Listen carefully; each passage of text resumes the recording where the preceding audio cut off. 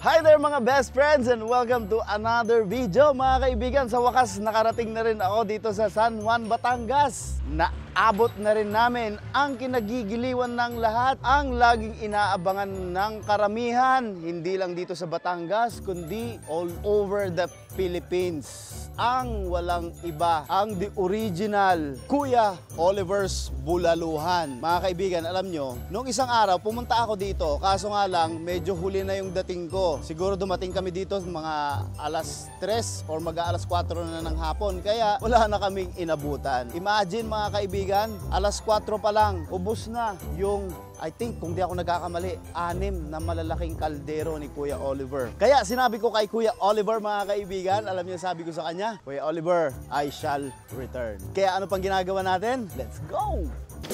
Ako si pambansang ulo ko, yata ako'y laging handa. Atid ko lamang ay saya, miski na bata matanda.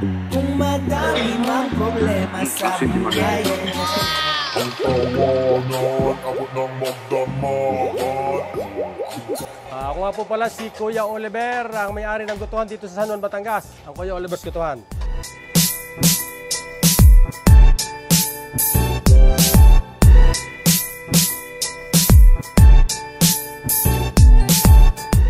Kuya Oliver's Gutuhan ay nag-umpisa ng nagro-rolling ako ng bike. Nakabike ako. Pagtitinda ng goto, naglalako. Sa mga terminal, sa mga paradahan ng mga tricycle, sa palengke. Yan, nag-umpisa ang ating goto ng Kuya Oliver, nag-rolling, nakabike. Doon ako nagpaikot-ikot sa aming palengke ng San Juan.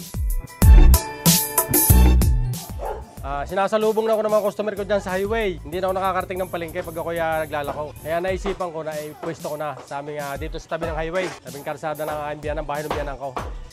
Upholstery naman ng biyanan ko. Tumagal ako doon ng 19 years sa tabing highway. Kaya lang ako nakapalis doon nung mag-pandemic. Ito nung mapalipat ako dito, wala pa ito. May bubong ng aking lutuan ay tulda, isang tungko, at ilang lamesa pala ang nakakalog-kalog. Ayan, nung medyo kumita na ng kaunti, di na ipaisayos ko naman. Nag-iba-iba naman. Di nung lipat ko dito, parang wala talaga akong customer dahil pandemic. Bawal pumasok, bawal ang mga tao, wala akong idea na dadami ng ganito. Ay nito medyo lumuwag ng konti, nakapahinga ko na ang kulang-kulang na 3 buwan. Online muna, nag-umpisa sa online. At saka ito naman kaya na medyo dumami, unang-una, nakatulong ang malaking tulong sa akin ang social media. Yan ang number 1. At saka itong mga vlogger na hanggang sa ngayon ay hindi ako binibitawan, lagi silang napunta rito. Lagi nilang ibinablog itong guto ni Kuya Oliver. Kaya hanggang ngayon, lagi tayong pinupuntahan ng mga tao. Tsaka natitimusan naman nila yung guto natin at hindi man sinungaling yung mga vlogger. Talagang ayos yan. Unang-una kaya naman kami ay binabalikan dito. Siyempre, kami na may magaling din makisama sa mga tao na punta rito. Unang-una kami ay may mga respeto sa kanila. Kumbaga kahit minsan naghihintay sila ng matagal-tagal, ay sila naman pag nakakain ay sulit naman. Hindi naman sila lugi pag napunta. Meron nga lang mga ilan na minsan nagkakamali-mali din ang aming mga serving. Ay sila unahin ng dispensa sa kanila. Minsan medyo makunat-kunat. Ipagpasinsan nyo at minsan ang ating baka ay hindi pare-pareho, minsan magulang-gulang. Tsaka dito yung customer ko, ang turing ko ay puro kaibigan. Lahat kaibigan, lahat kumpare, lahat kumare. Wala tayong pinipiling tao dito napunta. Kayso mataas sa tao, kayso pare-paras pantay-pantay. Paras kumpare, kumare. Walang iba, kundi kumbagay, ang pakisama ni Kuya Oliver ay parang kumbagay isang pamilya lang. Wala naman tayong menu, isa lang ang aking luto, yung goto bulalo talaga. Kaso lang, maraming parte yon. Gusto mo yung bulalo, gusto mo yung ribs, yung dinosaur. May overload kami at saka yung superload. Yung pinaka-dinadayo ngayon dito, yung mega, yung pinakamalaki yung dinosaur. Yun ang ngayon malimit na in-order ng mga, at saka bulalo. Madali namang hanapin, basta i-google nila ang Kuya Oliver's, lalabas na yun. Barangay Mabalanoy, Sitio 6, San Juan, Batangas.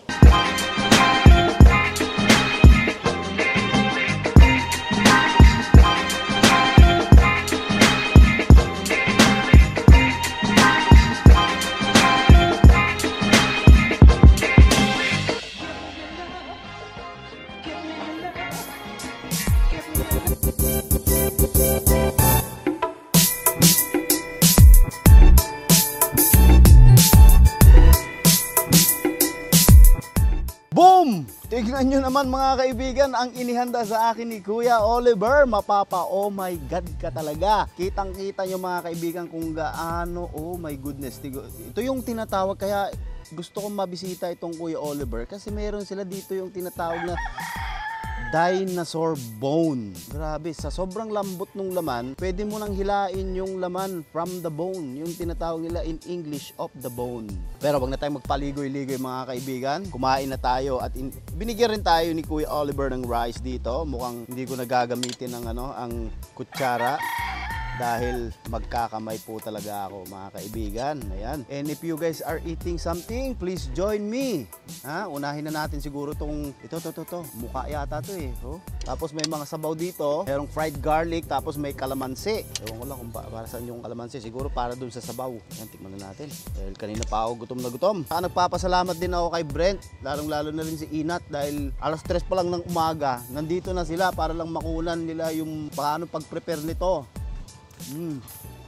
Alam nyo, hindi na, sabi ko na nga ba, magkakamay na lang ako. Ngayon alam ko na kung bakit dinudumog tong lugar na to. Tapos meron dito mga bitu-bituka. Ano? Ha? Ay wow, grabe kakaiba mga kaibigan. Kaya pala, alas 6 pa lang ng umaga dinudumog na to.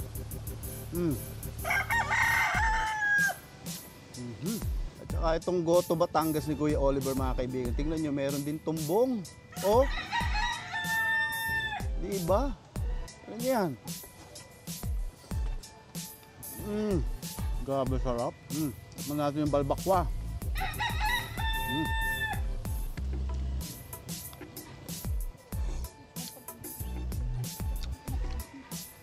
Sabaw pa lang, ulam na. At ito mga kaibigan, ngayon lang ako Actually, nakatikim na ako ng soup number 5, mga ganyan. Pero ito, yung tinatawag nilang bat and balls. Hindi ko na-explain sa inyo kung ano yung ibig sabihin ng bat and balls. Kayo na po ang mag-isip kung anong ibig sabihin ng bat and balls. Kung makikita nyo mga kaibigan, ito papakita ko sa inyo. Ito yung balls.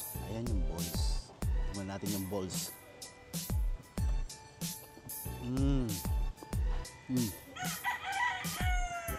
Ano yan? Sus Mario Joseph. At saka napakasarap ng simoy ng hangin dito. Ang sarap talagang kumain dito sa backyard nila. Actually, backyard ni Kuya Oliver to. Tignan muli tayo ng tumbong. Yung malapit kong cameraman, naririnig nyo kung maririnig nyo sa background, grabe daw.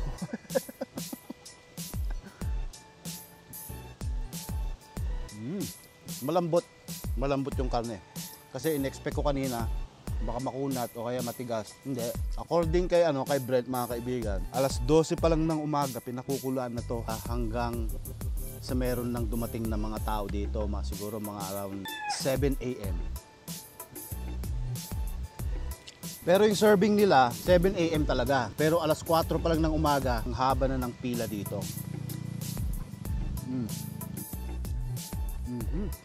Nakikita niyo mga kaibigan, no? Napakasarap. Kuya, kailangan niyo po yata ng tubig. Ay, salamat. Napakabait mo naman bata, ha? Ano ba pangalan mo?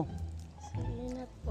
Inat. Ikaw yung kasama ni Brent. Mabuti pa dahil napakarami itong pagkain. Samahan mo ko dito. Pwede? Huwag ka mahiya, ha? Inat, ilan taon ka na? 10 po. 10 years old ka. Kuha ka. Sige, gamitin mo yung kamay mo. Yan. Pampasarap ng pagkain yan pag ginagamit mo yung kamay mo. Tapos bahala ka nang kumuha dito. Kumakain ka ba nito? Opo. Sa tingin ko naman kumakain ka niyan. Nakatim ka na ba ng Gotong Batangas noon? Hindi pa po. Hindi pa, first time mo to. Sayang, sana isinip ko sa'yo yung balls. Sigurado magugustuhan mo ang balls. Mahilig ka ba sa balls? Hindi masyado, pero kung minsan mahilig ka sa balls. Tsaka Inat, alam mo, napapansin ko, nung nakita ka kanina, parang may kamukha ka eh. Nakasama ko na dati. Kaso nga lang, medyo mas malaki siya. Mas matangkad. Kaya parang ikaw yung young version. Ano bang pangalan nun? Jumbo raw po.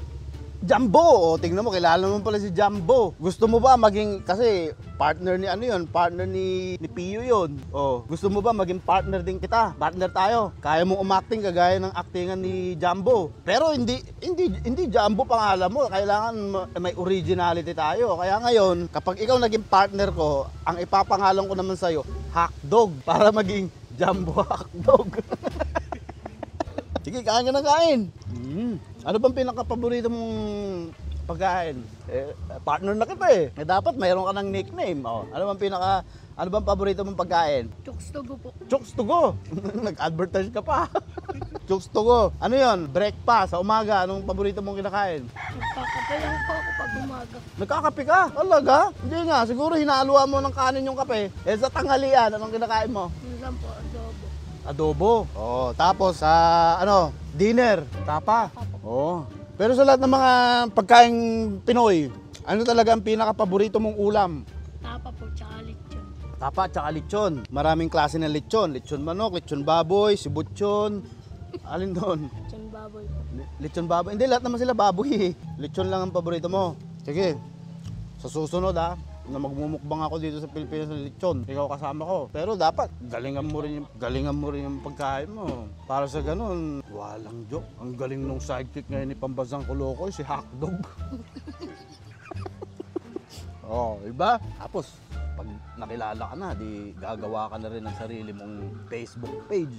Oh. Pero yung ginagawa ni Jumbo, yung sayaw niya, kaya mo? Oo, kaya mo!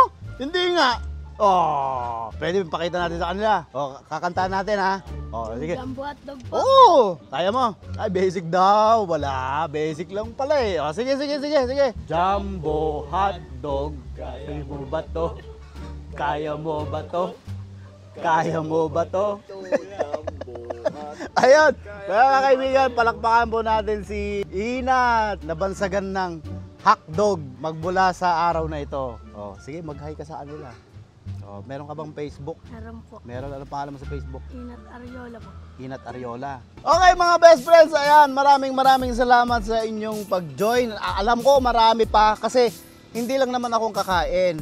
Kakain pa ang kaibigan ko si Richie, tapos kakain pa ang napakalupit kong videographer. Pagsasalu-saluhan namin ito mga kaibigan.